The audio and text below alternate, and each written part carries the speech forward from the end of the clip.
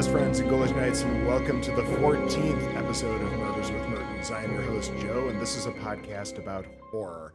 Thrillers, cosmic horror, body horror, the horror adjacent, the supernatural, the psychologically terrifying, scary films in general. Each episode, I sit down with a guest and discuss one of their favorite scary films so we can gush about everything that makes it just so damn cool.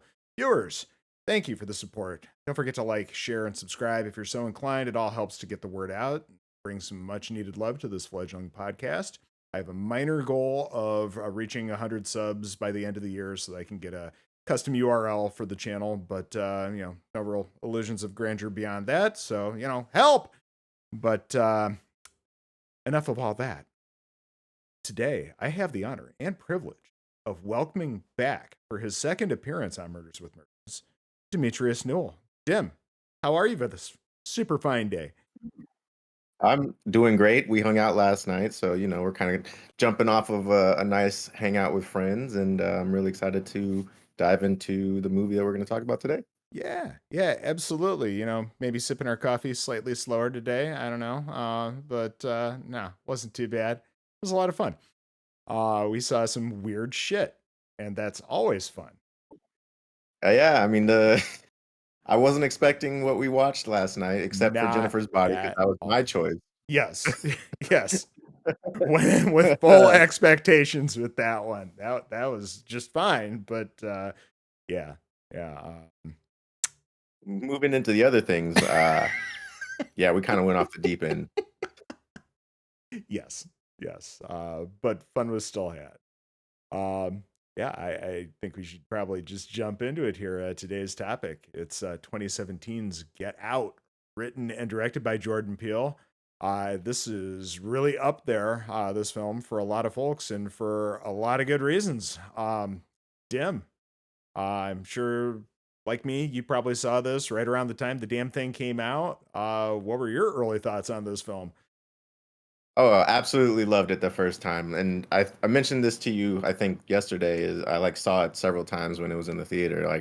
I couldn't get enough of this movie, um, and I almost know it, not verbatim, but I know almost exactly how every scene plays out, and so it's very familiar to me. And I'm bringing some trivia in from this. Love it. Love it. Yeah, when I saw this, it was not in the theater. It was shortly after it was, like on digital or whatever. Like, this looks cool as hell. I'm so sad I missed this. I'm just gonna buy it on Amazon or whatever. And holy shit.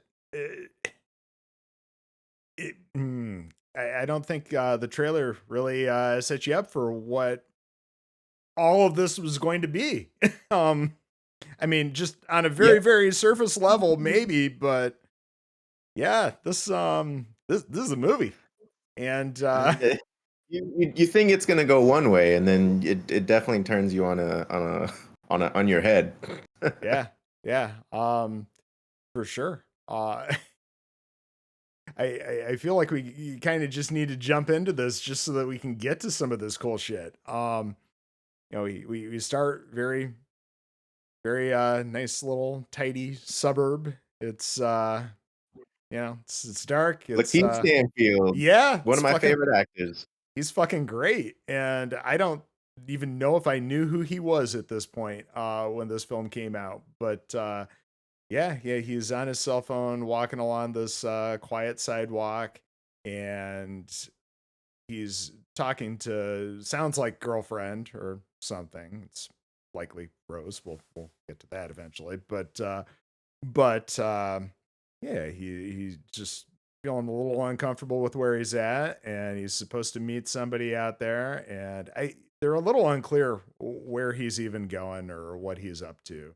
But he gets off the phone with her, and he's looking at his directions, and this this car rolls by with some creepy old timey music playing, and does Yui comes up behind him and thinks about it for a minute, and he turns around himself and He's he's like, like, "Nope, nope, not not today." today. Oh god. And yeah, he had some good instincts there, but yeah, um he looks over his shoulder and he sees the car stopped with the door open, and then turns around just in time for this dude in a helmet. And we'll get to that helmet later, but I am kind of glad that you don't see it super well in this scene, as dark as it is, because it just gets weirder later. I really love this opening because there's kind of a lot of parallels to how I think white people feel when they go into a black or predominantly black neighborhood. And it's almost like the flipped version of what that would Mhm. be like for a black person going into like a rich white person's neighborhood. And they make it feel horrific when most people would probably think that they're safe in this neighborhood, or they might Right. think that they're they're not going to get hurt, and there's nobody outside and all the lights are on, and Yeah, it you don't see it a almost single person, a single car other right. than the car. And yeah, he even makes that comment about feeling like he sticks out like a sore thumb. And yeah, it's pretty damn terrifying. Yeah, It- it's funny because it's really not when you think about it. Like he probably wouldn't have been in any real normal danger except for that car pulling up, and that's when it got a little fuzzy. But normally, I'd say he'd probably be pretty fine wherever he was going. yeah, yeah. But yeah, absolutely. Great parallel there, like you said. And he gets choked out and dragged away and thrown in the trunk. Meanwhile, again, you maybe hear like a couple of dogs or something, but no people, no other cars, nobody flipping on lights, nothing. Um, and as soon as he drives away, we get the title card with I know they're in your notes because I saw that picture there, the Swahili lyrics there, basically telling us, yeah, let's keep our eyes open and yeah, it's a Yeah, lot of so foreshadowing throughout this film. exactly, and I do want to read trivia. I got a lot of trivia off of the Cool. IMDb website. So the main theme is called Sikilisa Wahenga, was sung in Swahili with the exception of the word English word brother, a word in which the composer Michael Abels felt that had a special universal meaning among Black people that did not need translation. And he says that the voices are supposed to represent the souls of Black slaves and lynching victims trying to warn Chris to get away. And the Mhm. translation is actually, brother, run, listen to your elders, listen to the truth, run away, save yourself. So I thought that, I mean, that's literally what the movie is. So Yep. they foreshadow the entire movie with the lyrics, Yeah. and we don't even know it yet. Everything is telling him this is not a good idea going here throughout this entire film. And yeah, yeah, very much the truth.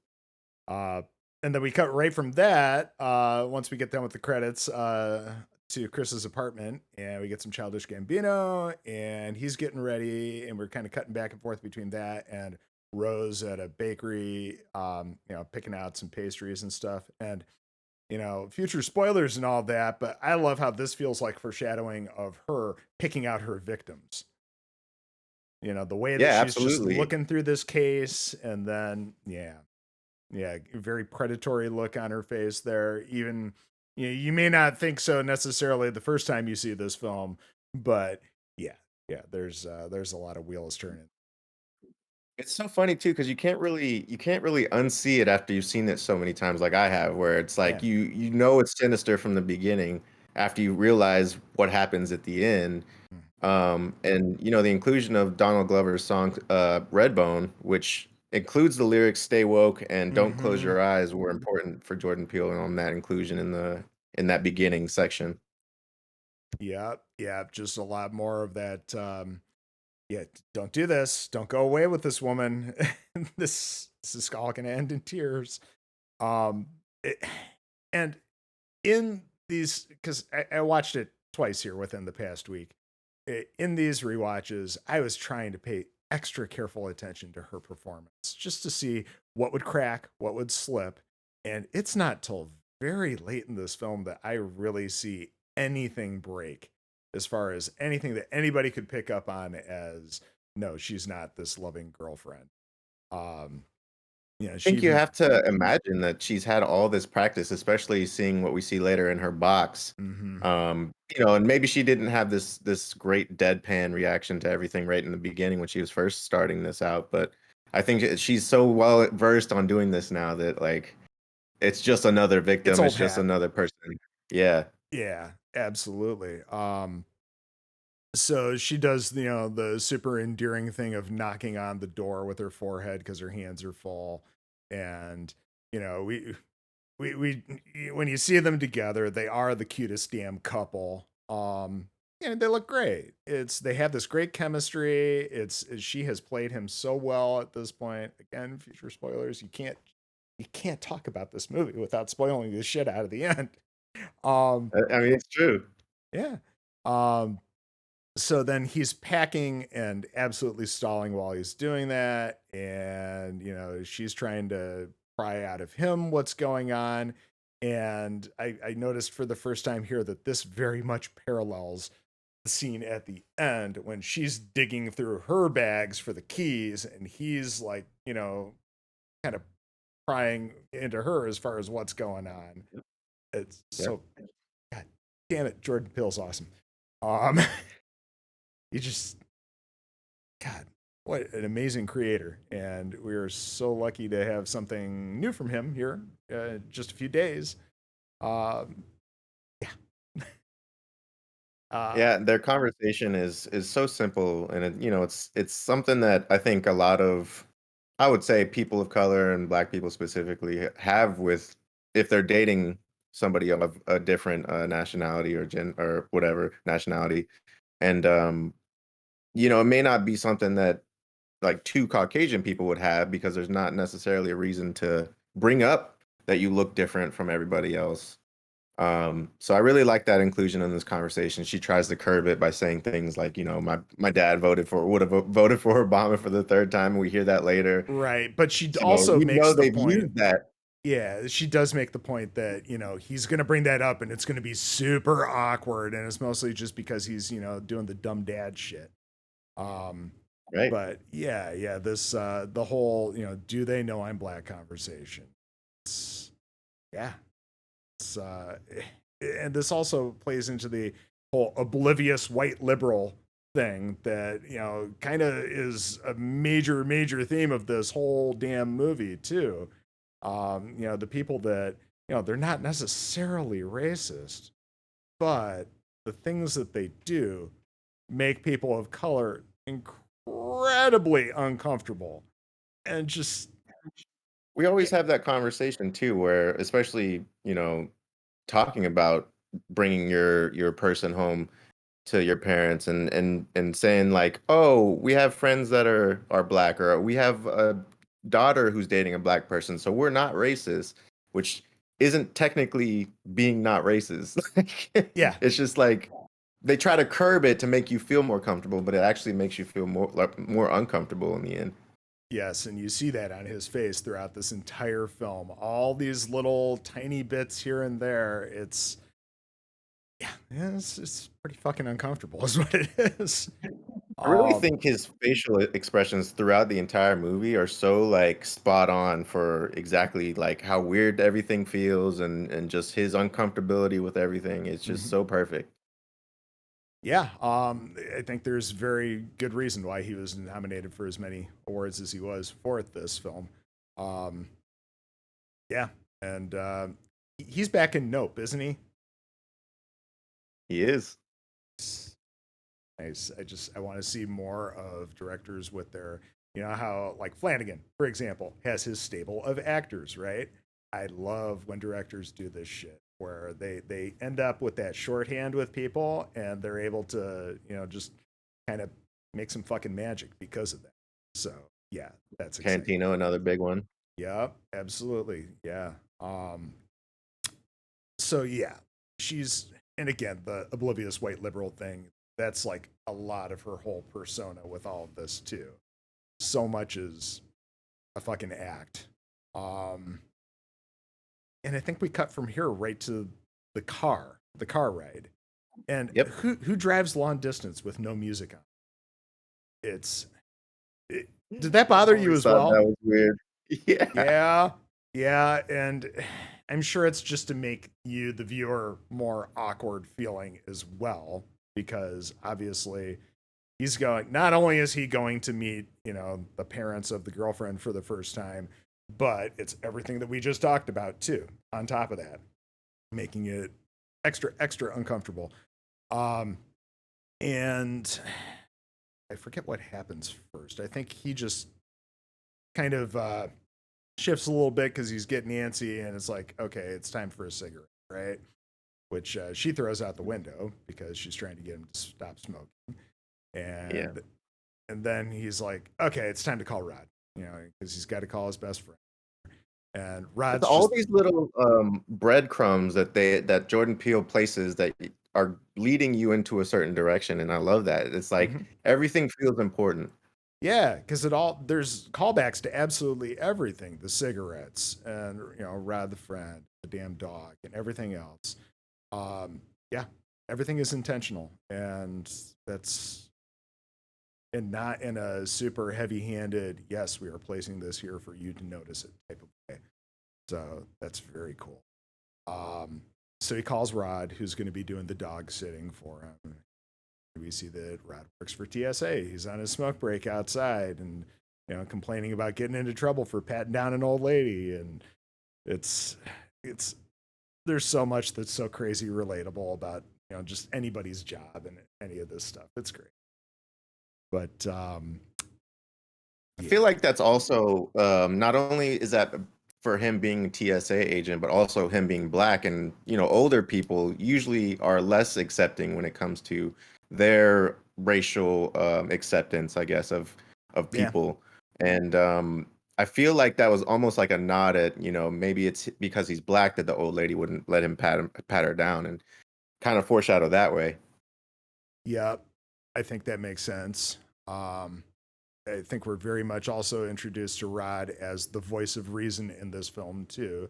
As goofy as he is, um, and he is pretty goofy in a lot of this. He's some good comic relief throughout this thing. But Yeah, so on top of that, I guess a lot of his lines were improv. oh, nice. That's always Yep. fun to hear. Um, so then Rose is like, "Yep, let me talk to Rod. Let me talk to Rod."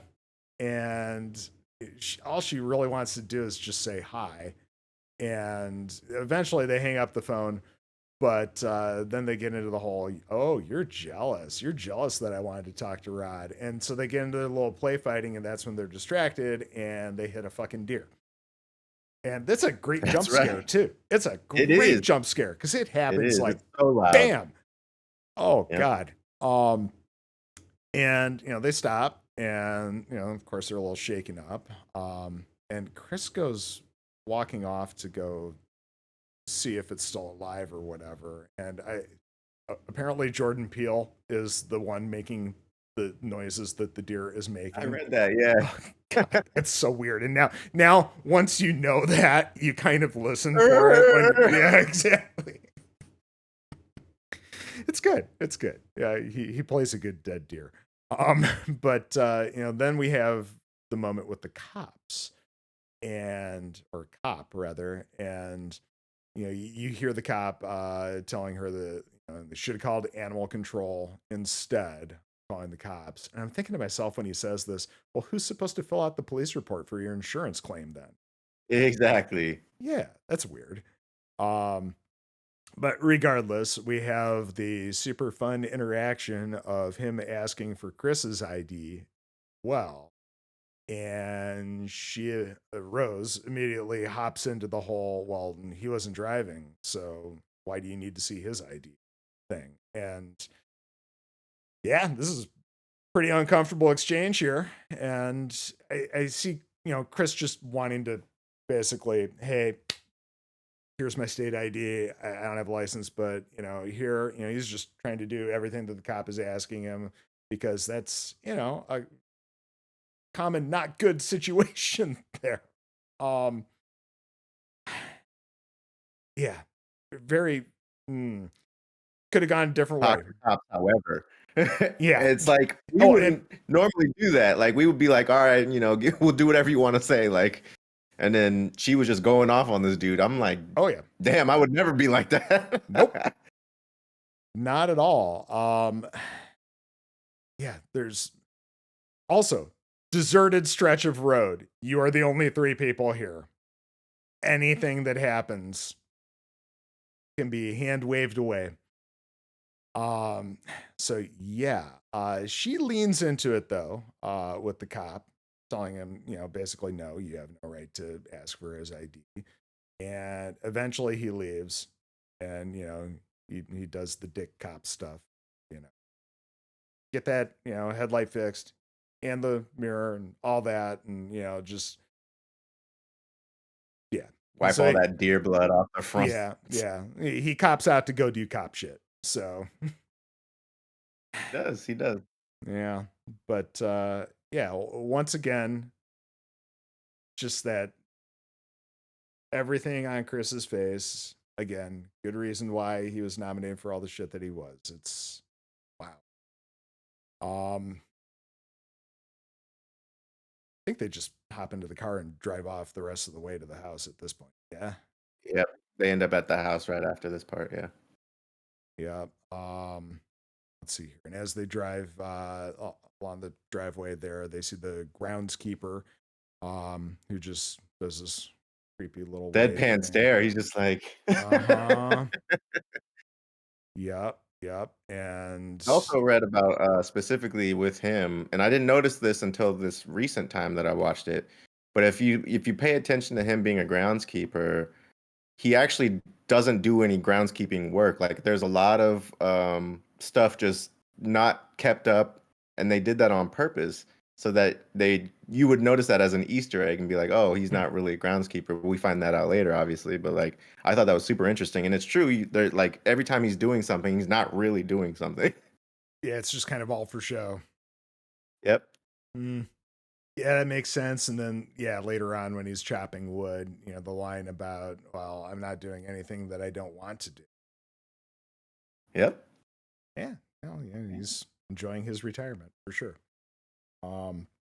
So they pull up to the front of the house and walk up the steps. The parents greet them, and they're just, the over the top parents at that point. And of course, we get the my man line, which is, extra cringy. My man.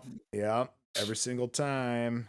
And it's like, on one hand, you could absolutely read it as it's just cringy dad shit, but also, yeah, just down. Yeah, it's a little try hard for sure. Yeah, big time. Yeah. And then they have their little conversation about the deer, and the dad, Dean, kind of goes off on him, basically being rats, and they should all be exterminated. I think we should eradicate all of them and all this stuff. Yes, and you can absolutely read into this conversation just a little bit as well.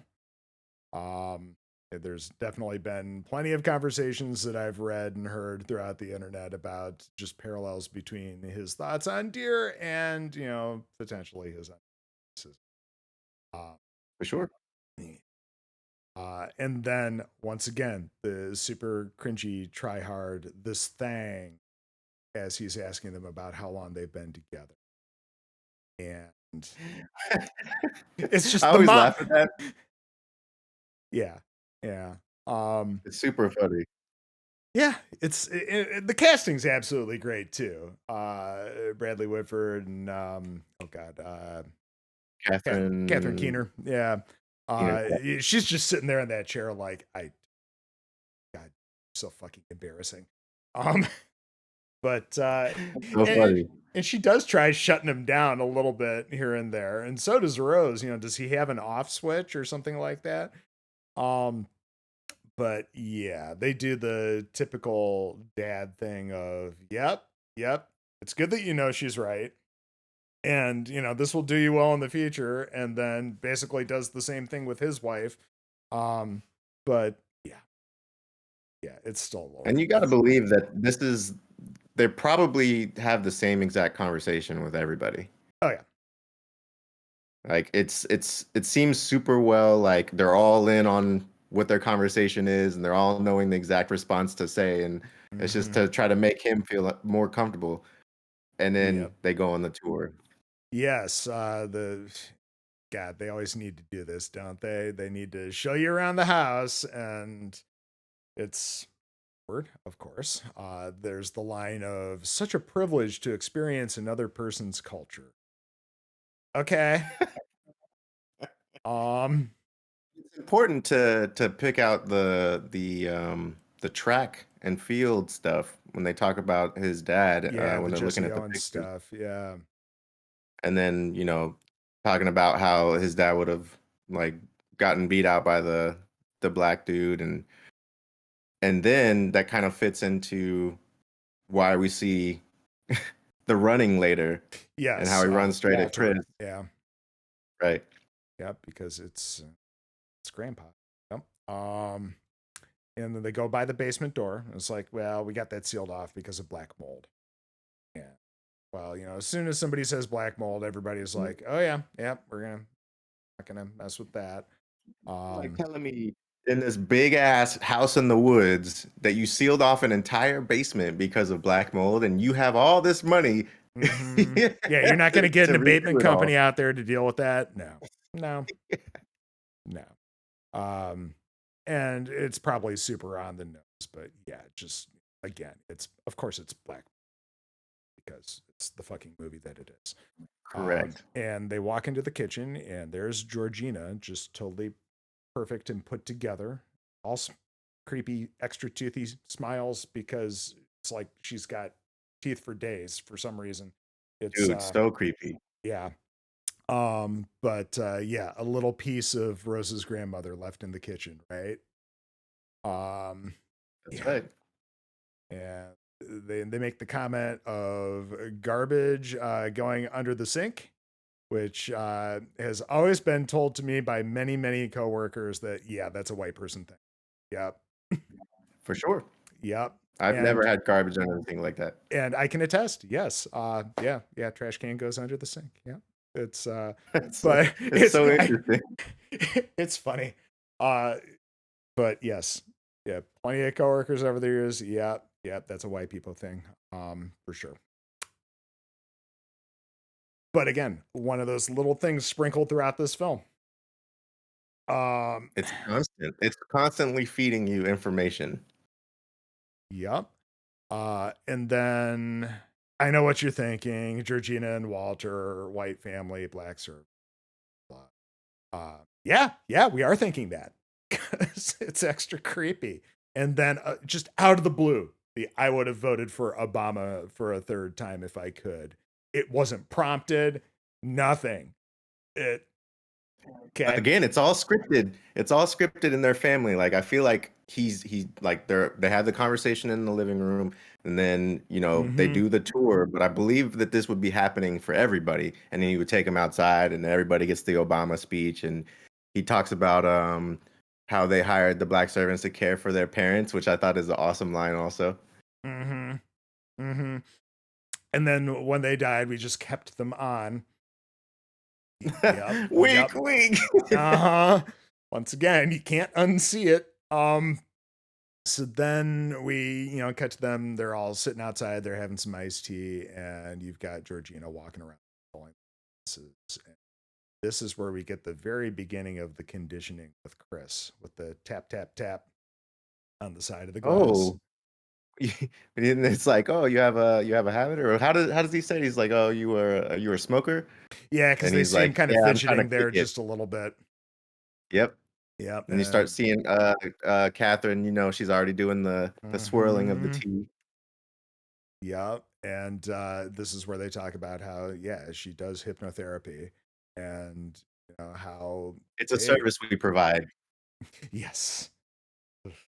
Um, and as Georgina's going around refilling, I think something is brought up about how does it go exactly? About when the grandma died or whatever. And I think that's kind of what causes her to break a little bit there. Yeah, because she And starts pouring the tea, and then they have that conversation, and then she kind of like trips out for a second, and then mm-hmm, she overfills. yeah, and I don't even know if she necessarily overfills, but she just kind of stumbles a little bit there. And I do find it interesting too that they talk about how it's like a flash thing, and that's kind of what snaps them out of their little trance or whatever. mhm, But that doesn't exactly happen in this scene. So I wonder if it's also like certain phrases or words or something that they hear, yeah, familiarity to the person inside who's trying to break out, I guess, get out. yeah, yeah. Um, yeah, maybe certain memories or something that what's left of the original person can still access or something. But yeah, Missy, basically sends her inside, and uh, then we basically, as soon as she steps out of frame, Jeremy steps into frame from the background there. Ah, God, he's such a douchebag. He is such a piece of Dude. shit. It's It's funny too because they gave him that like just like the the little oh mustache and God, stuff, yeah, and the long it's the hair. grossest mustache ever. Uh, And he's just weird as shit from the very beginning. It's almost like mhm. he doesn't want to play the family game. No, I think he's very, very much checked out of this. He just wants to, yeah, go fuck off and do a bunch of blow or something. I don't know. He seems like that kind of a kid. Um, but yes, then we cut to dinner and they're all laughing and having a good time for the most part. They're all telling stories about Rose back in the day. They want to and uh, let's see. The brother talks about fighting and Yeah, sports that's and what it stuff. is. Yeah, the sports conversation takes this shift into, well, with your build and your genetics, and it's oh God, it's so uncomfortable. And Oh Chris man. is doing his best to just play along, and but yeah, it just gets like weirdly almost violent. And then yeah, Jeremy gets up because they're talking about jujitsu and how here, let me show you something. And he's like, yeah, I got a rule, we don't play fight when we're drunk. And mom walks back in and all that, and eventually Jeremy sits his ass back down again. When But Jeremy's having that conversation too, I think it's important to notice the way that the rest of the family is looking at him because they're not mhm, looking at him with entertainment eyes. They're looking at him like, shut the fuck up. Like, mhm. stop saying this shit. Yeah, this is too much. Yes.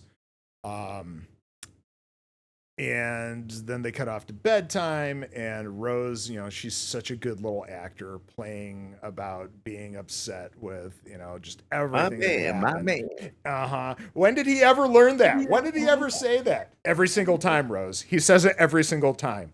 um but and then just how her mom was treating Georgina when they were outside, and then her dipshit brother, and meanwhile, Chris is like crazy distracted, messing around on his computer there.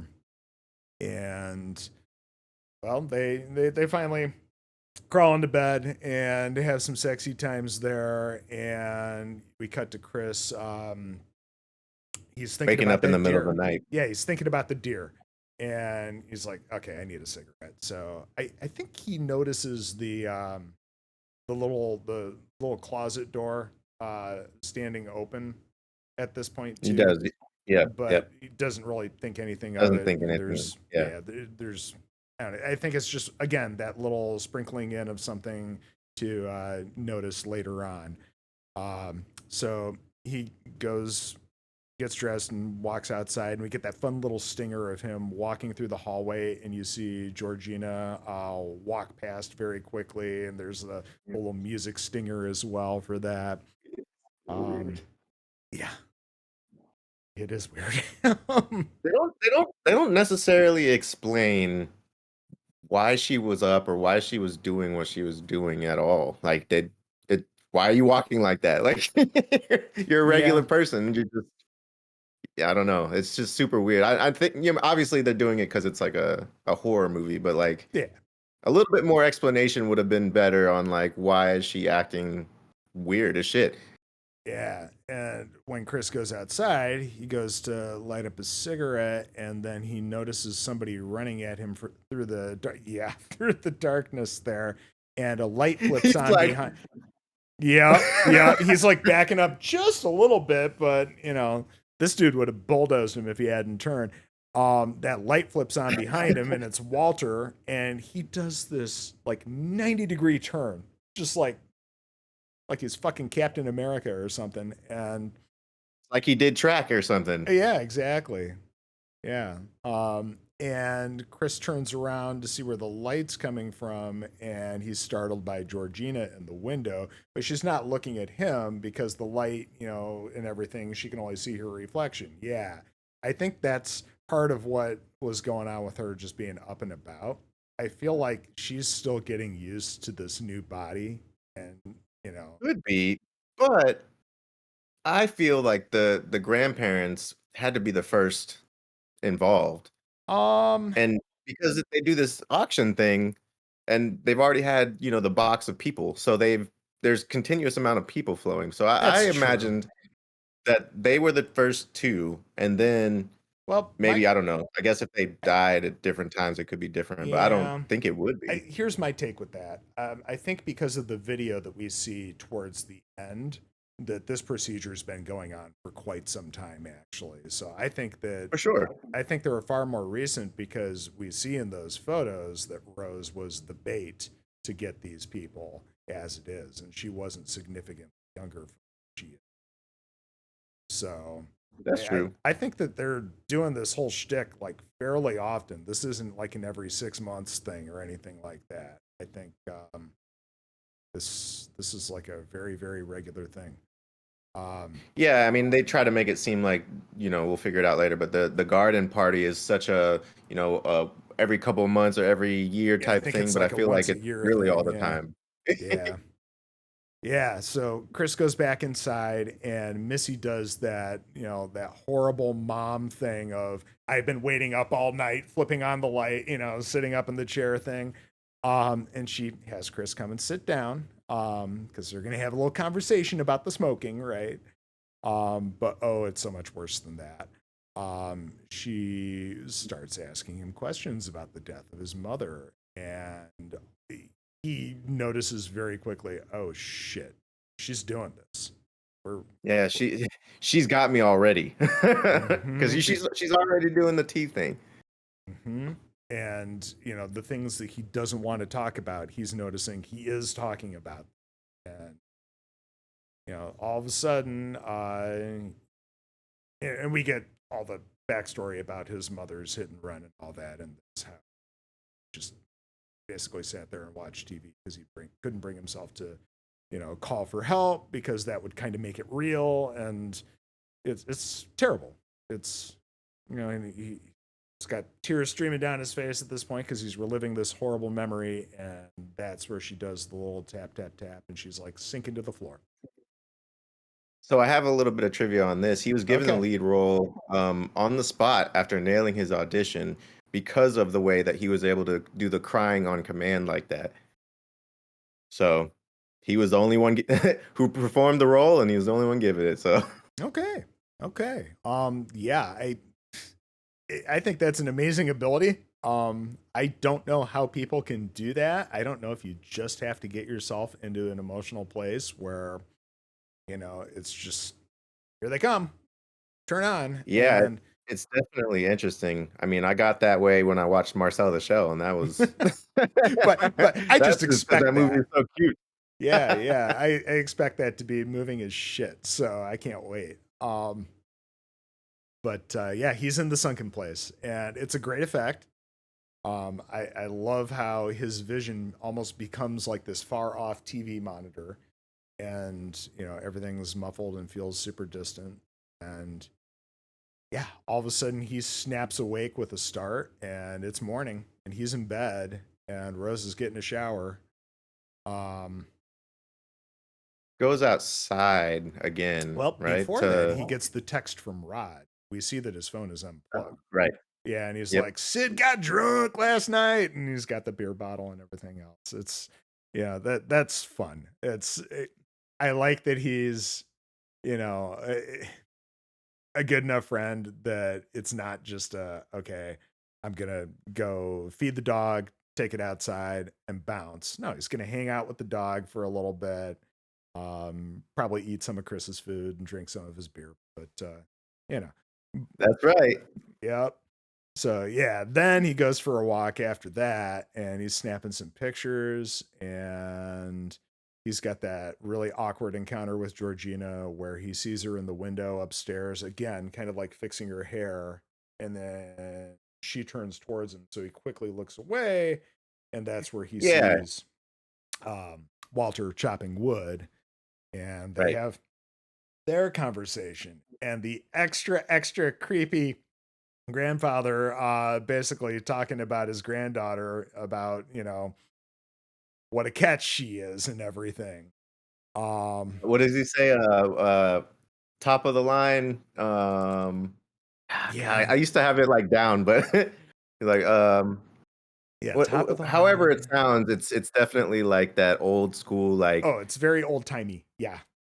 yeah, But it's just extra creepy because god, just don't talk about your granddaughter like that, no, please. um and yet and yet um so he goes back to chopping wood, and let's see here. Oh, yeah. Chris meets up with Rose back in her room, just telling her about the hypnotism and then the weird dreams and Walter.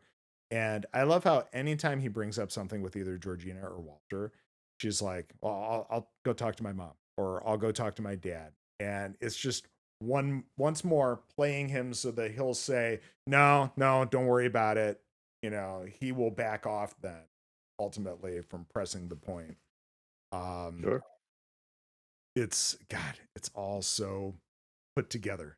Love it. genius. Yep. And then the guests arrive, and of course they all arrive at the same time, which is weird as shit, and it's all in It's limos. definitely weird. Yep. It's starting to Only one feel. Asian person. Yes, Tanaka. Yeah. And god, there's definitely some commentary we could have about all that too. Um, because he probably feels just white enough to them. Don't you think? Yeah. Yeah, I mean, it's got to be a money thing too. I feel like I yeah, they're trying absolutely. to show that he's got like Well, tons of everybody money. Obviously, this clearly can't is be cheap. loaded who's here. They Yeah, all for show sure. up in coordinated limos. You know, it's not feeling culty at all. No, not at Yeah, all. Um, but yeah, they arrive, and the first couple that introduce themselves to Chris, um, you know, it's this guy who used to be a pro golfer, and of course he brings up the "I do know Tiger." That's great. That's nice for you. each one of these interactions that we Yes. get are just Yeah, I they're had to write them progressively down. worse. Yes, I had to write them all down. I do know Tiger. So, is it true? From the wife. And then the guy that's like black is in fashion. Jesus, it Yeah, I just wrote the you're black right. is in It fashion keeps one down. getting worse because the She tiger like is like, touches. yeah, yeah, she's all handsy with him. But the guy who knows Tiger, you know, you can almost like that's a one-off. That's you couldn't. It's possible that he could not have meant it as I know Tiger because he's black as well, and that's why I think you would Right, like the fact that I know Tiger. No, I'm just old, and he's a famous golfer, and that's who I know. So as a yes, black you're right. person. Yes, he just happens to be a black person, and it just keeps getting worse. You're right. And again, Rose, such a great actor, and she looks appropriately annoyed for Chris in each of these interactions. And I don't think it's the same from the dinner scene of, you know, like her potentially like back off Jeremy. No, this is more like her just playing along, making sure that he feels comfortable with her. Well, I feel Um, like these are definitely ones that they couldn't have had a script for. So she's giving off all these like ad lib reactions based off of what everybody's saying and trying to make him again feel comfortable, which it's still awkward no matter what. let's make you feel good in your horrible discomfort. And again, I'll be that lifeline for you. I will be the person to help get you through this. Yeah. And then you get lots of scenes of everyone gawking at Chris, like he's looking through the viewfinder of the camera. And Dean and all of his buddies, they point him out and they wave him over. Um, and this is where Chris spots Dre, Lakeith Stanfield. But no, he's going by But Logan he's now. different. Yeah, he's very different now. Yeah. He just walked out of a J. Crew and yeah, like you do. Um, and he turns around and oh shit. Uh they have their little conversation and his wife pops up and she's trying to drag him off. I feel like, you know, she knows that they need to get him away from Chris because we don't want him to discover what's going on, or we don't want him to feel in any way uncomfortable. Yeah. Um, but so Chris, being a smartass, goes to offer him a dap, and Logan totally fails. And yeah, it's I've never seen anything like that until this movie, and I was yeah. dying. I love the super slow, just comes up into frame like that too. Yeah. Yeah, he absolutely fails. And so Logan goes off to show off his new suit, so to speak, right? Um, and Chris is like, as he's watching all of this happening, and that's where he walks off and he meets Jim Hudson, played by the always often awesome Stephen Root. Love Yeah, him he's in super awesome. everything. Yeah. Um, and he is a blind art dealer, and it's somebody that Chris knows because he's in photography. Wow, this is all seeming very, very not coincidental now, right? And they have their little conversation, and he actually seems to be one of the more normal ones of all these people. For the So I most wanted to part. ask you specifically,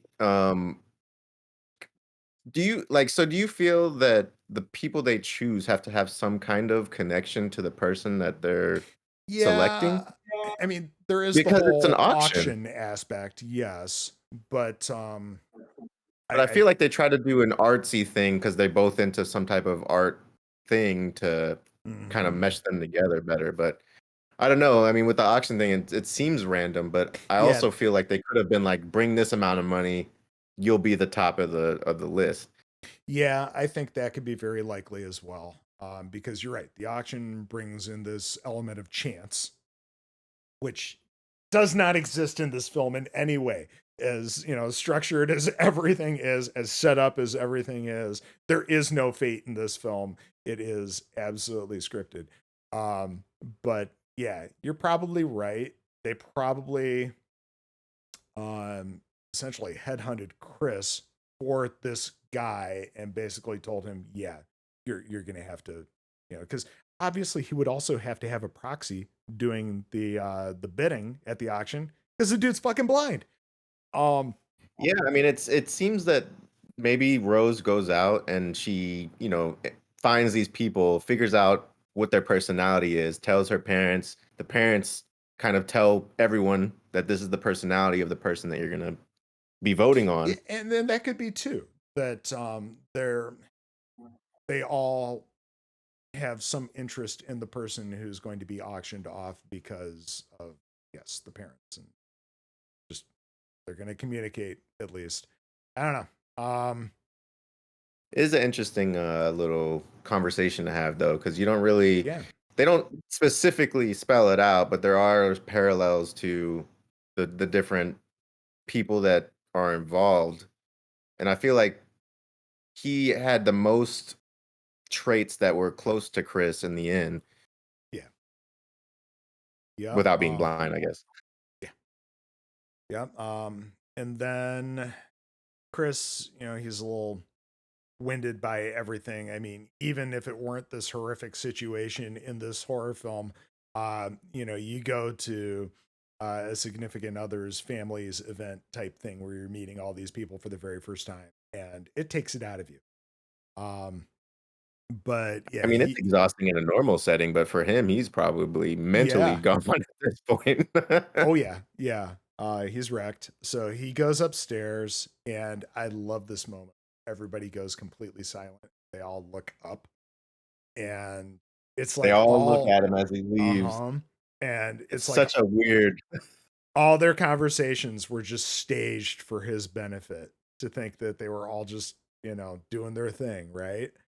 Um, yeah.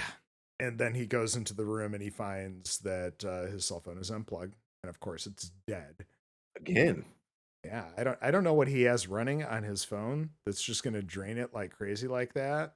But yeah. I also wrote down specifically, like, why wouldn't he have his phone on him in the first place? Like, why is your Yeah. phone like you if you charge it overnight, that's one thing. I mean, Yeah. it should have enough juice to last the dinner party. Like, Yeah. Um that seems weird to me. Just because yeah, our phones are on us nearly all the time, right? It's yeah, I mean, it's almost kind of like a MacGuffin, whereas it's almost just like a plot yeah. device to move everything forward. I think if the film were made about 10 years prior, it would make more sense. But just because we have been recently more and more dependent on these things, and just your life is in that fucking phone. You don't have it more than 5 feet away from you most times. Um, And I but really don't think I didn't notice that until multiple viewings later. So I don't think it's something people don't normally see when they watch it the first time. yeah, So yeah, it could be that maybe he left it up there because it's this big party family thing, and he just didn't want to be rude with the phone, especially could because be. everybody is significantly older, and they're probably less likely to be fucking around with their phones the whole time. Unlike the rest of Yeah, I us, mean, he could where have done it for respect, I guess. yeah, that's maybe it's I don't know, but yes, he finds It's that it's fuzzy for sure. yeah, he finds that it's unplugged, and he starts looking around. He sees Georgina doing some shit in another room, and he kind of catches himself and swings the door a little bit shut. And that's right when Rose pops up the stairs. And obviously, she has been sent up here to get him, because this whole party is to show him off. But That's this is correct. where he tells her about the phone being unplugged, and then she does the whole you know, well, I could tell my dad thing again, or Where do you whatever. think she was this whole time? Like when he walked over to what's his name, Walter? And they sat down and they talked about the art stuff. Oh, yeah, Where did Jim. she go? She Jim. she's Yeah. she's just been mingling because they got to keep up appearances still, I think. Mhm. Um, but yeah, when I'm sure as soon as he went upstairs, somebody went outside to tell everybody else, "Hey, I don't know where he's at, but we need to get him back down here because that's the whole point of all this." So yeah, they have their conversation, and he's like, "Yeah, I'll be right back down." Well, in the meantime, he's going to talk to Rod, and let's see here, yeah, because this is before he snaps that photo. Um, Right. They have the Rod conversation about serial killers and then yeah, being sex around too slaves. many white people and yeah. Yeah, yeah. The sex slaves line will keep coming back, and it's a good bit. Um, Especially later and with the cop. yeah, yes. And then as soon as he gets off the phone, he looks up, and there's Georgina in the doorway, and she apologizes. And this is the bit from the trailer with the no, no, No, no. no, no, no. And she kind of breaks in this moment as well. She starts crying.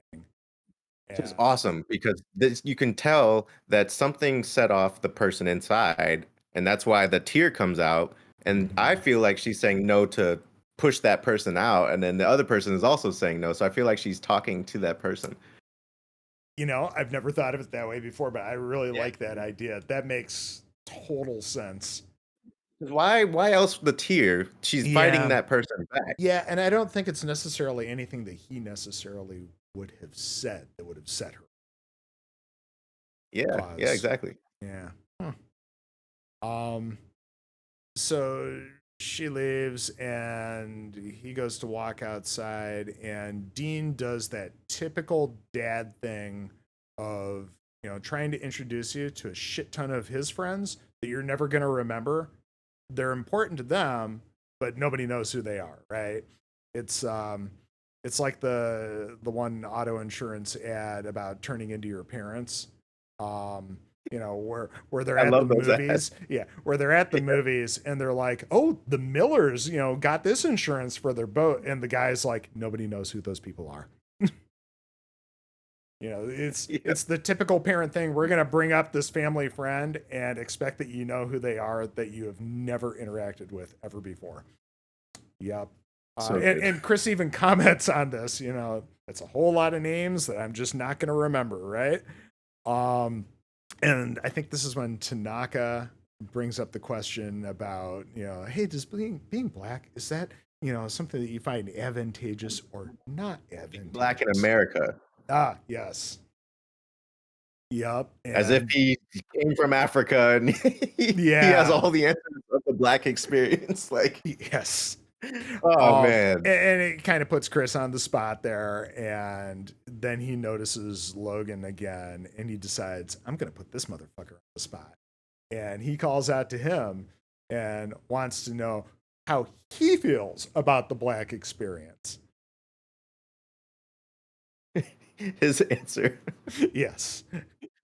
Well, in my time, yeah, yeah, the 6 months that you've been black, um, Yeah. ish, You know all about it.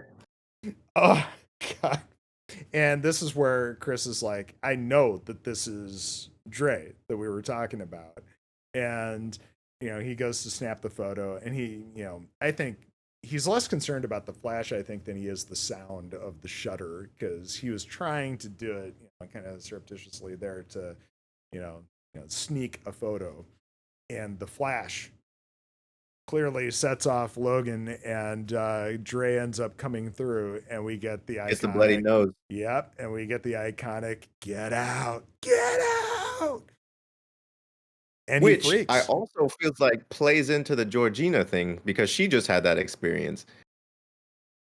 So Yep. he's saying get out as if he's talking to the person in his body.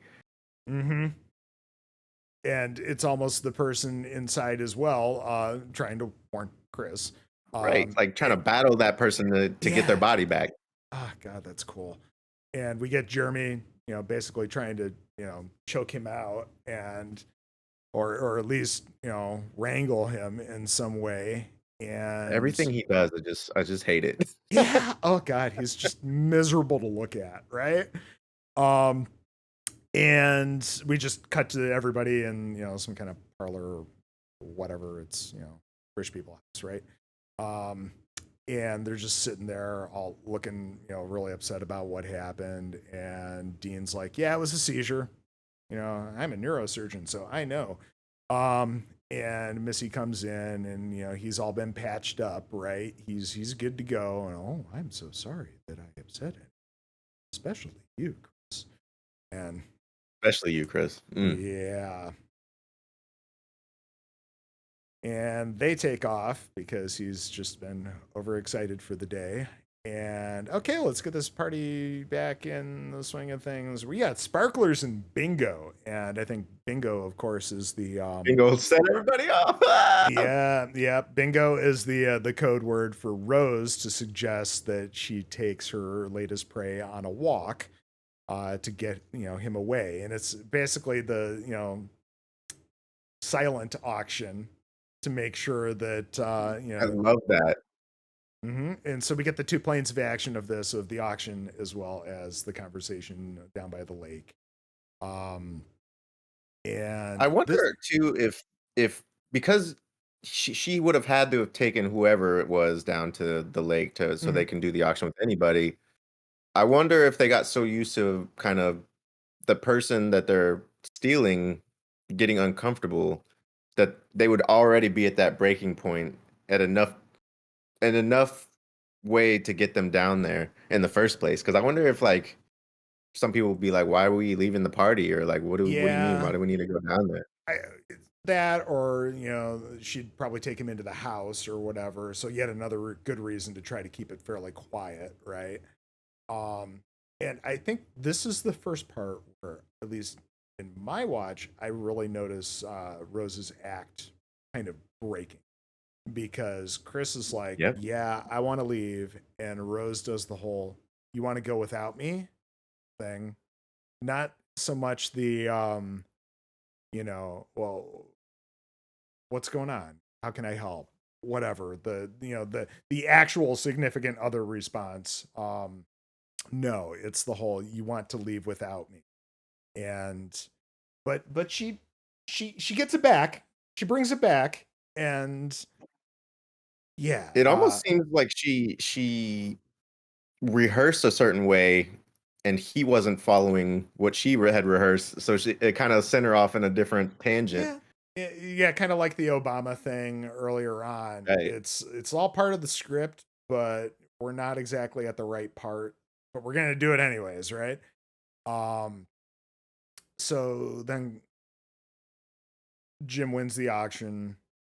I want to Um, say about the auction too. hmm, This whole double scene thing that they pull off is with this scary ass music in the background. So it's almost sinister in the way that they're having this really empathetic conversation that Chris wants to leave, and then they're having this like really weird auction that we have to mention that big ass picture of him like yeah, that like, right behind him.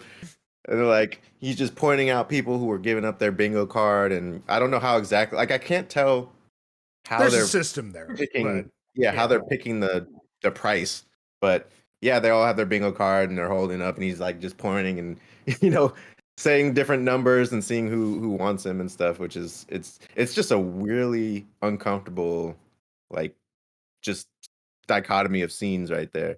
yeah. And then we're back with Chris and Rose, and he's telling her a little bit more about his mother's death, about how, yeah, it wasn't just as bad as everything that I've told you, but also I sat there for hours. She would have been alive still throughout. There was a chance that somebody could have saved her, just been able to call some. And she's, super caring and empathetic. And if you hadn't noticed that little slip up, just like 5 minutes earlier, you would have thought, yeah, she's still on his side, right? Um, but then they're like, yeah, time to go. And as they're walking back to the house, night has definitely fallen, and the guests are leaving. And we get that black as in fashion guy. "Oh, bye, Chris. It was so nice meeting you." You're not gonna be the same after all this. Yeah. Good fucking luck, buddy. Yeah. Yeah. God. And it's also, it's like anytime you've met for the first time some of like your parents' friends, where everybody makes a big deal out of you because you're their friend's kid, and they got to make that big deal of saying goodbye when it's time to say goodbye. It's just super uncomfortable every single time. Um, but they leave, and you've got fucking hillbilly Jeremy with his ukulele, and uh yep, just plucking away. And I forget what his He's not even dad playing says. anything. He's just Yeah, bing, bing, bing, bing, yep. bing. And I can't remember what exactly his dad Dean says to them as they all walk inside. But you also have Georgina and grandpa there, Walter, I think, standing there like they're the receiving line of servants on Downton Abbey or some shit like that. And you know what I mean? It's just Yeah. everybody lined up and just, Yep. God. And you've got Dean and Missy standing there on the porch with the creepiest smiles on their face, and everybody goes inside. And so they're all packing up and shit, and Chris texts the picture of Logan to Rod, and he calls him back right away, and he's like, "That's Dre, sex slaves." and Yep, yep. and um and they gotta pack and all that. And Rose goes to get her bag, and oh, that's right. Chris's battery dies during this Yeah. conversation, Yep. and yeah, okay, that makes more Plot sense. device, like I'm telling you. Yep, absolutely. So Rose goes to get her bag, and that's where Chris notices the little closet door open again. And I don't know what Compelson knows about this. I don't either. I mean, it's definitely, I don't know. I wouldn't, I mean, maybe because he feels uncomfortable, that's why he feels the need to Yeah. open up her shit. But like, even still, I don't feel like I would just go up in people's shit like that. Yeah, or it could even be that he's looking to get their shit and get out of there, and he's thinking because it's open, there's probably something in there that they need to pack. It could be something as minor as that, but it's not spelled out well for the audience. I don't know. And then for her to basically have that box in plain sight when he opens it, it's just like, you Yeah, didn't want it's to put this big red somewhere? box. It's Yeah, it's like, oh, it's perfectly like a centered in the shrine. space on the floor. Yeah, exactly. Exactly. So he opens it up and starts flipping through these old photos of Rose and starts getting to pictures of her with all these black folks. And then he sees pictures of Dre and Walter and Georgina. And it's like, That's okay, right. it's time to get the fuck out. Now, do you believe that they were trying to insinuate that they had a like Rose had a relationship with the girl who was Georgina, or that that was her Yeah, friend? I think that they were insinuating that a little bit, that she was trying to Yeah, suck all that's of what I these think people in too. that But way. But sure, yeah, she's yeah.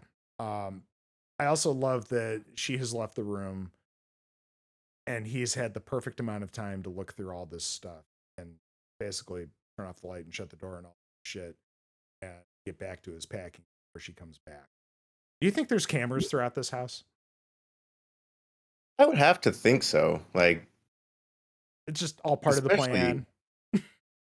yeah. I mean, I would think so. Otherwise, just a lot of the timing with a lot of things would be just a little bit much, you know? Yeah, I mean, you kind of have to suspend disbelief I for it suppose. being a movie, I suppose. but I would imagine that, especially down in the basement, they had to have some kind of camera work. Then again, maybe not.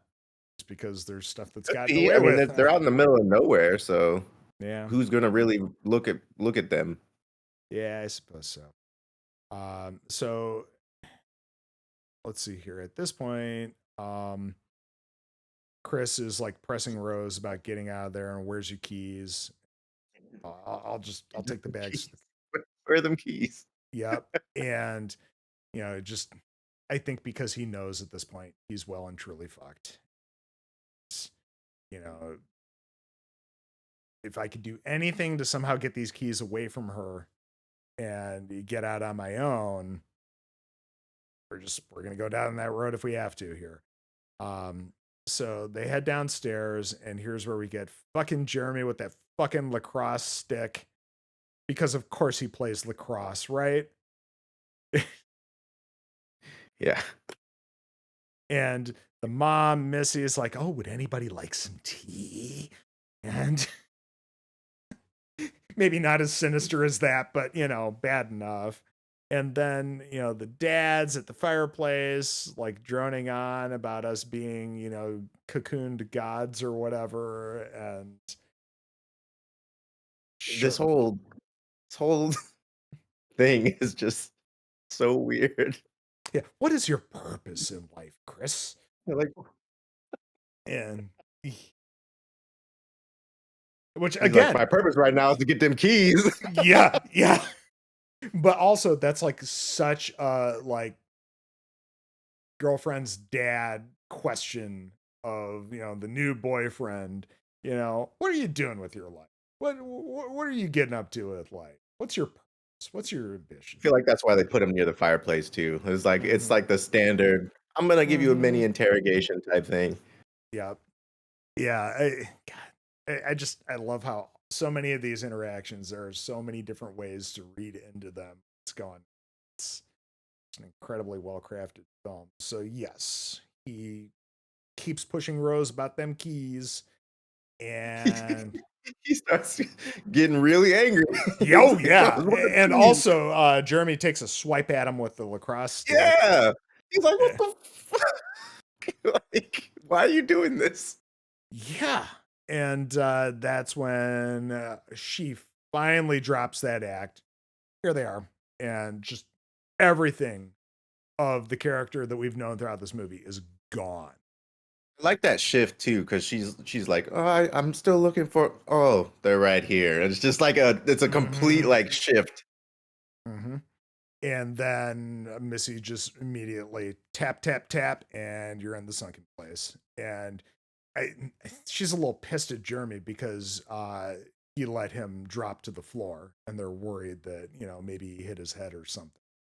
Um, but as he's sinking back into the sunken place and seeing things through the distant window into the reality there, you can hear them talking about, okay, well, you get his legs, I'll get his arms, and we got to carry him downstairs here. And you hear Rose right before the end. You were one of my favorites. And then we Hey, cut to bitch. say again. I said, okay, bitch. Yeah, yeah, yeah. Then we cut to Rod being very concerned. We stay with Rod for quite some time at this point. Um, he ends up going to Chris's. He tries calling a few times and only gets voicemail. Goes to Chris's place to see if he made it home, and nope, just the dog Sid. And while he's sitting there with the dog, he's hopping on. I hope he brought a computer with him. Otherwise, Chris just has multiple Surface laptops just kicking around. Microsoft is really heavy in this film. You got the Windows Phone, you got the Surface laptops. They use Bing to do searches. Oh, I hate it. Yeah, yes, it's. It wouldn't have shocked me if they had used Bing as a verb at one point in this film. Microsoft has such a heavy, but hey, that is what it is. So Rod's doing his research, and he's like, "Yep, yep, that's Dre." And this is let's see here. Okay, I think from here we cut to Chris waking up in this like overly wood paneled out rec room with Yeah. all the game tables and everything else, and he is tied to this like leather lounge chair, and you got this giant ass console television. And I don't know if you remember. I don't know if you remember those things at all or not, My but parents they had were one. they were fucking huge and had the tiniest little Heavy. screen in them. Oh yeah, they were Hmm. monsters. Um, and he's like, "What? Huh?" And there's the deer head up above, um, which yeah, it's hi Pike. Pike's making an appearance. Yeah. He woke up from his little nap. Uh huh. Um, and I think this is where the TV flips on, and we learn about the coagula procedure. And it's Rose's grandpa narrating and talking about, oh, don't be afraid. Let's go on a little walk. And they, it's very much we're just trying to put you at ease because there's nothing you can do about this shit. What we're gonna do is basically combine the best of you with the best of us. And yeah, The mind is a awesome. terrible thing to waste.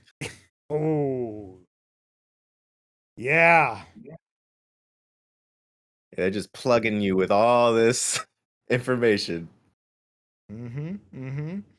And we see a much younger Dean, Missy, Rose, and Jeremy there, and then it flips off, and we just cut to the teacup, and Chris is out again. And this is where Rod goes to the cops. Yep. This whole scene is just like it's like how would you go about this any other way and have somebody believe you?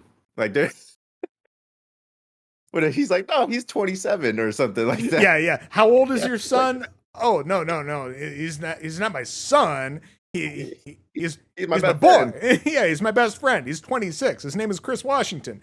Um, so yeah, it's, and you see her face as she's trying to listen to this shit, this cop, and she's like, hold on a second. Next thing you know, there's two other detectives in the room, and they're all listening to this, and and they're That's about the turning sex them into slave shit. slaves or sex slaves or some shit. Sorry about the shit.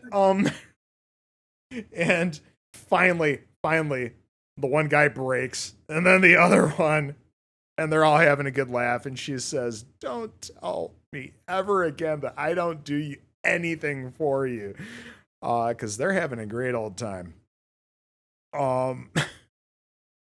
And oh yeah, what does she say? Those white girls get you every time, Rod. Yep. Oh yes, because clearly they do. So Rod calls Chris's phone now, and this time Rose answers. And she answers asking for Chris, oh, he left his phone here when he went away, and I have no idea where he is. That type of thing. Love her facial expressions this whole time. Yeah, deadpan. Just nothing. complete. It's nothing. Only her voice that's doing this acting, and it's at this point crazy. Yeah. And she's just sitting there in the dark having this phone conversation, and this is where Rod, he gets this, idea. Okay. Can you give me a quick sec? And he puts her on mute, and he's like, lying bitch, I'm gonna record the shit out of you. Yep. This bitch is lying. So he sets up the computer to record, and he puts her on speakerphone or whatever, and he's like, unmute. And this is where she turns the tables on him, how it's just like the facade is totally gone. And she's like, oh yeah, you were always trying to get to me. I see how she's like, cut that bullshit. You were trying to get with me behind Chris's back. He's like, no, Chris is my best friend. I would never do that. He's like, hang up, prank caller. And it's like, she's a genius. I love that line. Goddamn genius. Oh god. And then we're back in the rec room with Chris, and the TV pops back on, and it's Jim with a shaved head this time, and they're having a little video chat because apparently there's an intercom. And they go, it's mostly Jim just talking at him, but he's describing the bit of the procedure where the first stage is basically the conditioning, and that's what you've already been through. And now there's this stage of things where we kind of develop this little bit of a rapport, because apparently it just helps the process. I don't know. It's also just so that there can be a little bit of exposition, and if you weren't totally filled in as an audience member, now you know exactly what's going on, right? Yeah, I like it. Yup. And then we go into the third stage where we're going to take a piece of my brain and insert it into yours. We're basically going to leave everything that is able to control your body there, but the rest of me is going into you, and then you're just going to be a passenger in your own body. Yeah, vessel. Yeah, and they do this great cutting back and forth with flashbacks to the party from the other day, of basically there's people that go through this thing because they want to be stronger, faster, or cooler. And he makes this comment about, don't lump me in with all those, he doesn't say it, but those racist fucks. Even though, yes, this is still racist as shit, because I want your eye. I want the way you see the world as the person that you are. This, So, yeah. And then he cuts the feed, and the teacup comes back on, and Chris is gone. And then Chris does wake up again, and he's been digging at the armrests of the chair, just like when he was a kid sitting and watching TV when he couldn't get himself to get up. And he's tearing apart the leather essentially, and the cotton stuffing of the armrest is starting to come through. And they don't. Trivia. Yes, please. I got so normally these chairs are made with polyester, and Jordan Peele purposely filled it with cotton so that it was literal cotton picking to just give more more illusion to being black in America. Yup. So Yep. That yes, that ultimately, is an important detail. yes, and ultimately by picking cotton saves his life. It's ooh, and they Yeah. I mean, what do you and say? and and they don't exactly spell out what he does, but you put two and two together later.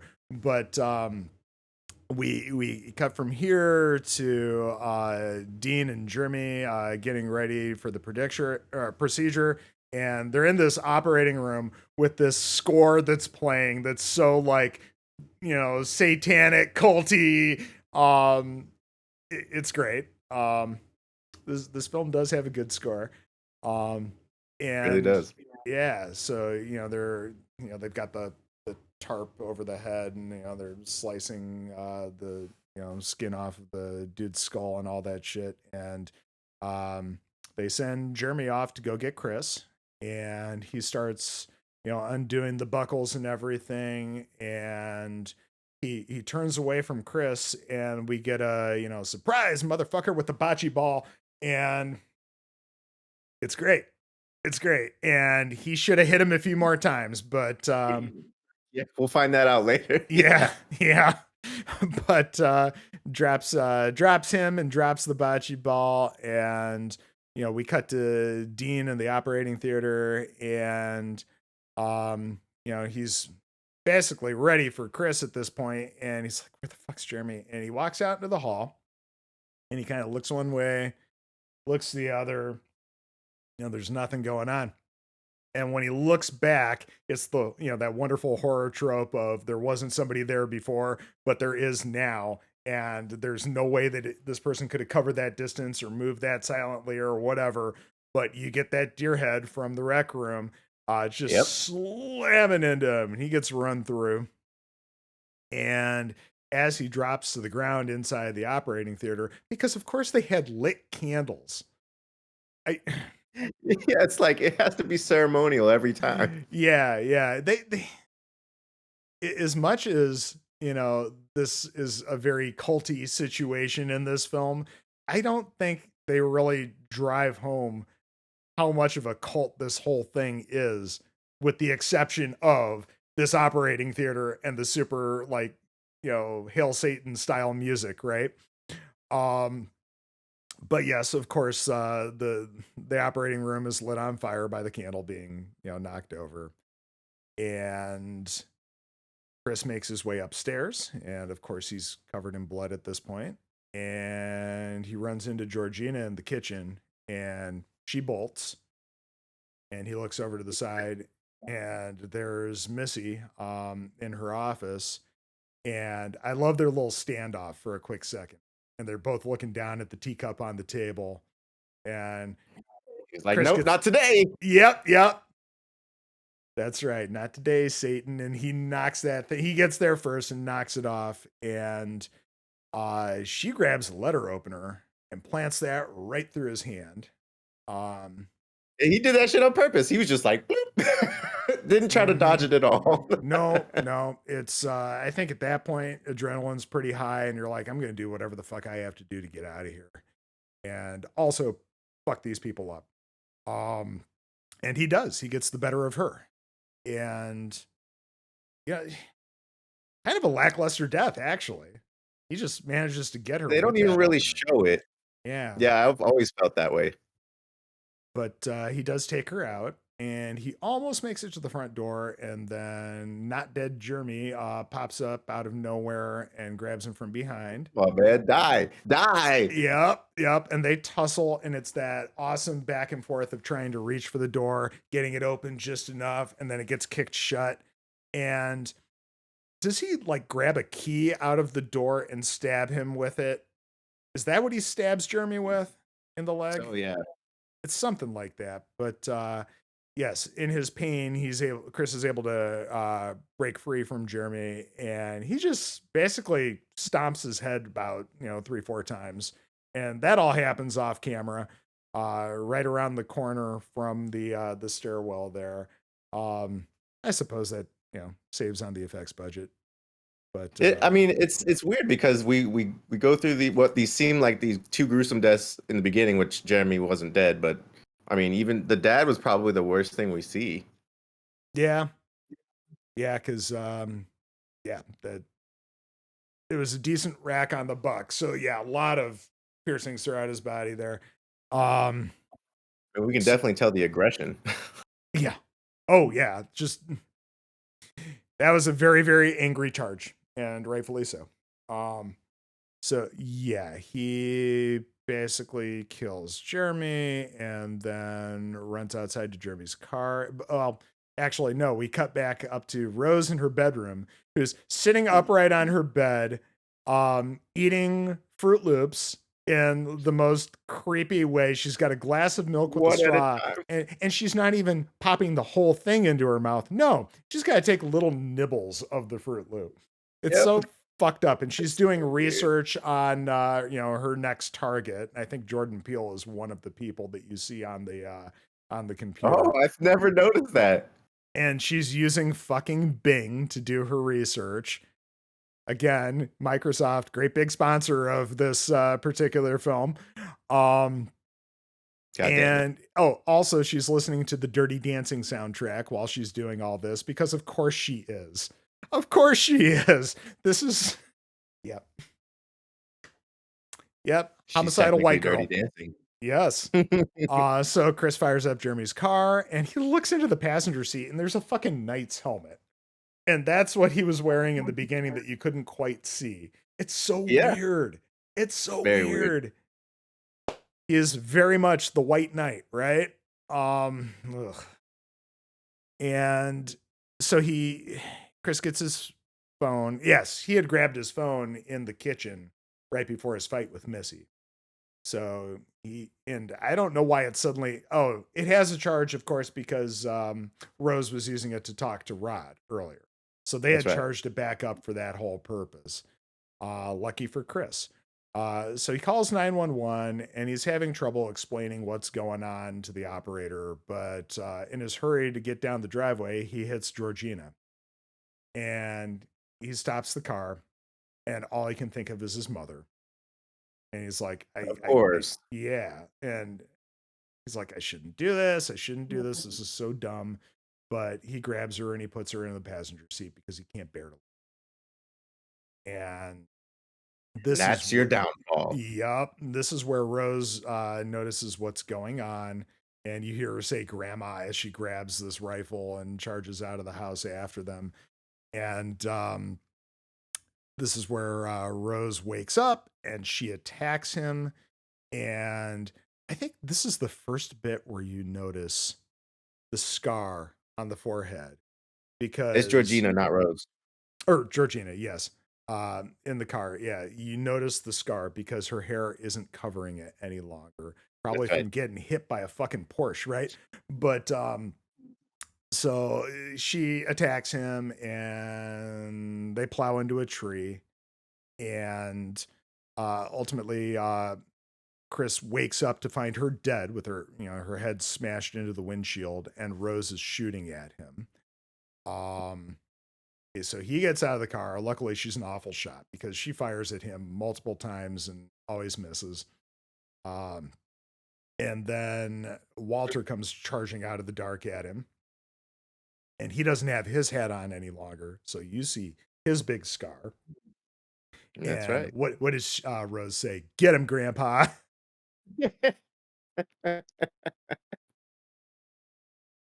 Man.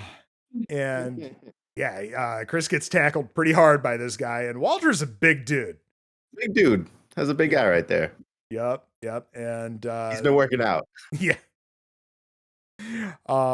But Chris manages to get his cell phone out of his pocket and use the flash on his camera to, daze Walter and kind of snap him out of it for a second. And Walter gets up and he asks Rose for the gun, And he just, as soon as he gets it, he shoots her in the gut and then takes the top off of his own head. Now, Yeah. I wonder how much of that was Walter or the grandpa killing himself, just either as Walter to get out of the situation and finally end it, or the grandpa because look what I've done, I've killed my granddaughter. Could be a little bit of both. Yeah, I mean, it could be. Yeah, for sure. Yeah. So Walter's Dunzo, and Chris, finally gets up a little bit and he sees Rose reaching for the gun. He takes it away from her, and she tries to play the girlfriend role again. Lion bitch. He goes. She's so relentless. Oh yeah, and Chris starts strangling her, and you see her face change, and she starts smiling, and that's when you start seeing the red and blue lights flashing. And you're like, God damn it, Chris isn't gonna make it out of this. Nope. Chris is dead. Chris is so dead. He's strangling a white girl in upstate New York. Yeah. And then the door of the cruiser opens up and you see airport on the side. It's motherfucking Rod. What a it could have never been any other way, because they were prodding that character to be the savior in the end. If you like play back all the ways that they were talking and his investigating and all that stuff, he had to be the one. So he just leaves Rose and gets up, gets in the car with Rod, and Rod's like, I mean, I told you not to go in that house. And then the splash screen. Yeah, well, I'm TS motherfucking A. We handle shit. It's what we do. Consider your shit handled. That's right. And they drive off, and you see Rose die as she's watching them drive away. And then you get credits. And then, if you have the right edition of this film, immediately after the credits, you get the alternate ending, which is a lot more depressing. Yeah. Which, that's him in jail, right? Like, because he gets caught and it was the cops, actual cops, that showed up. And of course, all the evidence is burned away. Everybody's dead. So, I mean, here's the thing. I mean, that's definitely it very likely could be how this movie, the actual ending, plays out after the film is done, because I mean, the same set of circumstances ultimately. I'm sure there's plenty of evidence that could point at Chris at one point or another. But the alternate ending, the original ending, is Chris in jail, and basically he's, this martyr that took this family down, but because of, America and the system that he's trapped in, he's basically just going to be in prison for the rest of his life. That's right. Yep. Yeah, there would be no way he'd talk out of that. Like, no. And that's the system of America. Welcome, one and all. Yes. Hi. Yeah, that's Get Out, man. Yes. I loved it. I loved watching it again. I can watch this movie a million times and still have a great time with it. Definitely glad you decided to choose me for this one. Love talking about it. Well, we talked about this a while ago, and of course, Nope is out, by the time this goes live in just a few days, and it was just kind of perfect timing and everything. And yeah, I'm glad that we got to do this. As far as any other trivia or any other thoughts, what else you got on Get Out? I do know, I didn't say it earlier. I was going to say it in the very beginning, but this movie only took 23 days to film completely, which is pretty awesome. I mean, it's a horror movie, so obviously the budget's not incredible, but no, I mean, 23 days for any movie is super fast. So yeah, well, that speaks of a director and a production team that has their shit in a pile, and when it's time to shoot, they are ready to shoot. That's cool. I believe Jordan Peele said that he wrote it a long time ago, and he never really expected it to be an actual movie. So, I mean, he knew about the idea for a long time. Yeah, I remember him saying how he wrote this during the Obama administration, but ultimately, by the time that they were in production, the writing was kind of on the wall as far as the direction that the country was going in, and just how horrible shit that a lot of oblivious people thought was dead and buried. Nah, it's always been there. It's still there, and now people just are saying the quiet part out, right? That's right. And I mean, we're still dealing with this type of shit in America. And I mean, even with movies like this that portray it in a almost fun kind of way, like it's literally something that African American black people deal with daily. So it's very relevant. I'm sure it's going to be relevant for a long time. Yep, absolutely it will. And then some of the people that really need to see a film like this, that need to have conversations like this, won't, because to them, it's, even if they don't see themselves as racist or whatever, they're offended by the idea that anything that they do or say or think could potentially be racist. And so they'll just automatically avoid it. And then they won't have those conversations. You know, Yeah, I mean, it's unfortunate, but this is what we deal with. So yeah, Uh, and me being half black, unfortunately, unfortunately, I've dealt with racism, but I'm sure that I have a bunch of other friends that have way more horror stories than I do. I mean, I got pulled over 7 times by the same cop when I was in high school. Same what a cop. duck. Yeah. It's wild, and you don't really think about how that affects people. And I get nervous when cops are behind me, and that's based off of experience. Like, and in you know being in any situation where you're in a law enforcement type of position as a black or African American person, it's nerve-wracking every time. It doesn't even matter if you got pulled over for going 5 over the speed limit. They'll get you for anything. And a lot of these um, police killed people over traffic stops and having a tail light out or something like that. So it's rough out there. Yeah.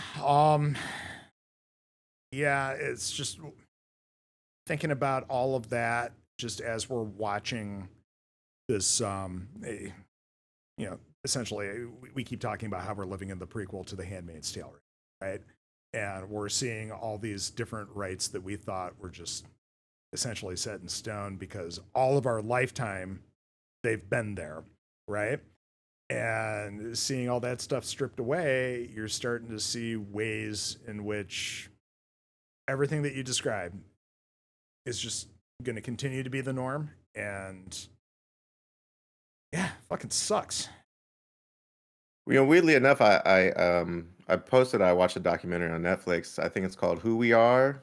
Very good. It fits right in the line with what this movie is, and it actually has a lot of factual information. And I highly recommend that if anybody's interested in the African American experience in America, that maybe they should take a look at the film. I think it's only 90 minutes, maybe an hour 40. Yeah. Yeah, I saw you Um, post that and I threw it on my list. So it's definitely on my radar. I'd like to see that. yeah, it's very good. Well educated. Cool. Cool. Well, more people need to just take the opportunity to experience things outside of their bubble. So, yeah, appreciate it, man. And I appreciate Yeah. having you on this thing. I was very excited when you said yes, and there will, I'm sure, be more horror to talk about at one point or another. Whether that's real life shit, because that's constant, or more of the entertaining variety. So again, thank you so much. I really enjoyed having you on again. Anytime, man. This is always a joy for me. So yeah, anytime. Good. We'll figure out the next one. Yeah, thank you so much. Dim, if you'd like, where can people find you? I am Gifted Dim on pretty much everything. Gifted Dim 63 on most things. Just got to look it up. Gifted spell with a Y. Excellent. Well, this has been Murders with Mertens, a horror film podcast. Thank you for letting us tickle your ear holes. Please like, share, and subscribe if you are so inclined. I'll be back soon enough with another episode. But until next time, stay spoopy, everyone.